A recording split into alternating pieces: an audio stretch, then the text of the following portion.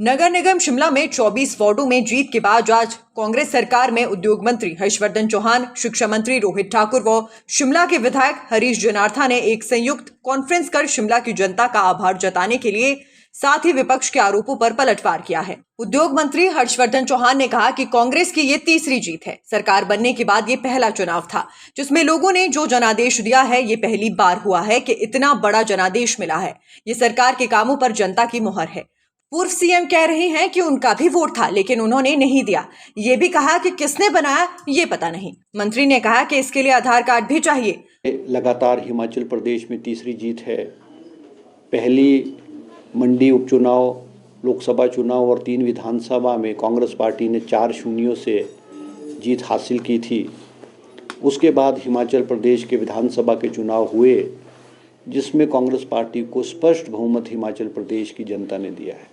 और इस पौने 5 महीने के कार्यकाल के बाद जो ये हमारी पहला एग्ज़ाम था, हमारा जो पहला चुनाव था जिसमें सरकार की लोकप्रियता, सरकार की कार्यप्रणाली और लीडरशिप के प्रति एक्सेप्टेबिलिटी का हमारा जो है वो टेस्ट था।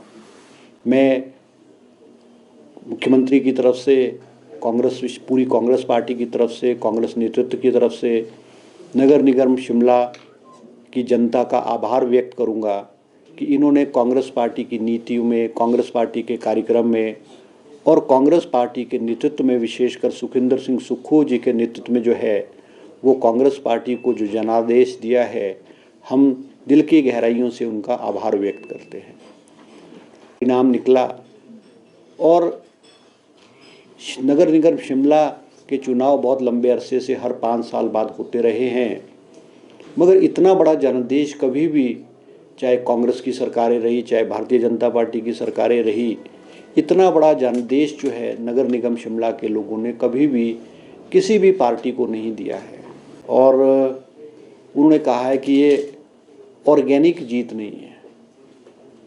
अब हम ऑर्गेनिक को क्या समझे, हमें तो नहीं समझ आया है, मगर जितना हम समझ सके हैं वो मैं उनसे ये भी पूछना चाहता हूँ कि अगर ये ऑर्गेनिक जीत नहीं है तो 2 विधानसभा का चुनाव जब हुए थे और विधानसभा का परिणाम निकला था, क्या वो ऑर्गेनिक या केमिकल जीत थी? और इतने बड़े नेता जो कि 5 साल मुख्यमंत्री के रूप में हिमाचल प्रदेश का नेतृत्व किया है, वो ऐसी बात करें तो उनके मुंह से ऐसी बातों को शोभा नहीं मिलती। उन्होंने कहा, उनका जो कहने का तत्व था, मैं उनको कहना चाहूँगा कि वो, उनका कहने का मतलब था कि भाई नगर निगम शिमला शहर के लोगों ने ही नहीं वोट डाला बल्कि और लोगों ने भी वोट डाला है। सत्य है, क्योंकि जो शिमला है वो शिमला ना केवल हिमाचल प्रदेश की राजधानी है, मगर शिमला 12 ज़िलों के जो लोग हैं और 68 विधानसभा क्षेत्र के जो लोग हैं, चाहे वो गवर्नमेंट एम्प्लॉयज़ है, चाहे कारोबारी लोग हैं, चाहे बहुत सारे लोग जो हैं वो यहाँ अपने बच्चों को पढ़ाने आते हैं, तो ये जनादेश जो है वो ना केवल शिमला शहर का है बल्कि ये हिमाचल प्रदेश का जनादेश है। वहीं हिमाचल सरकार में शिक्षा मंत्री रोहित ठाकुर ने कहा कि शिमला में लोगों ने कांग्रेस के काम को सराहा है। बीजेपी दहाई का आंकड़ा भी नहीं छू पाई। पीएम मोदी को भी चुनाव प्रचार में शामिल किया, बावजूद इसके करारी हार हुई। सर्वप्रथम मैं शिमला म्यूनिसिपल कॉर्पोरेशन की प्रभु जनता जनार्दन का बहुत बहुत धन्यवाद और आभार व्यक्त करता हूं। कांग्रेस पार्टी के सभी कार्यकर्ता जिनके परिश्रम और संघर्ष से ऐतिहासिक जीत कांग्रेस पार्टी को हासिल हुई। जैसे चौहान साहब ने कहा, आज तक के हिमाचल के इतिहास में चाहे कोई भी रूलिंग पार्टी रही हो, चाहे कांग्रेस की बात है, बीजेपी की बात है, कभी भी इतनी सीटें, 24 सीटें नहीं आई है।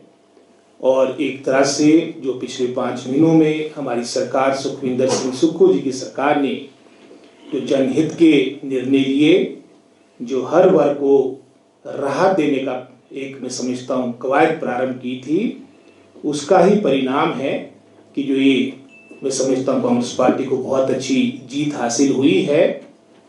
और इसके विपरीत Bharatiya Janata party double digit तक में नहीं आ पाई। जहाँ तक शिमला शहर की बात आती है, अधिकतर यहाँ से भारतीय जनता पार्टी के विधायक रहे हैं और इस मर्तबा यहाँ से हमारे हरीश जनार्था जी 15 वर्षों के बाद यहाँ के विधायक के चुनाव के दौरान सफल हुए थे। कॉरपोरेशन भी पिछले 10 वर्षों से कांग्रेस पार्टी का ना मेयर था ना डिप्टी मेयर था। तो एक तरह से मैं समझता हूँ कि पिछले कई दशकों का जो एक इतिहास इस चुनाव के माध्यम से बना है।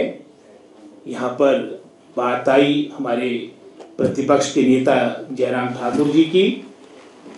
उन्होंने जहाँ मैं समझता हूँ सहर्ष जो जनता जनार्दन का निर्णय होता है, जनादेश होता है, वह स्वीकार करना चाहिए, लेकिन वहाँ पर भी उन्होंने मैं समझता हूँ ऑर्गेनिक जीत ना बोलकर कहीं ना कहीं मैं समझता हूँ जो ये हार हुई है उसको नहीं बचा पा रहे। हालांकि जब विधानसभा के इलेक्शन भी थे उस वक्त की बड़ी बड़ी बातें हुआ करती थी कि हम 25 साल के लिए आगे हैं, 40 साल के लिए आगे हैं। अंत में तो उत्साह इतना बढ़ गया था कि हम तो 50 साल के लिए हमारी सरकार सत्ता में आ चुकी है।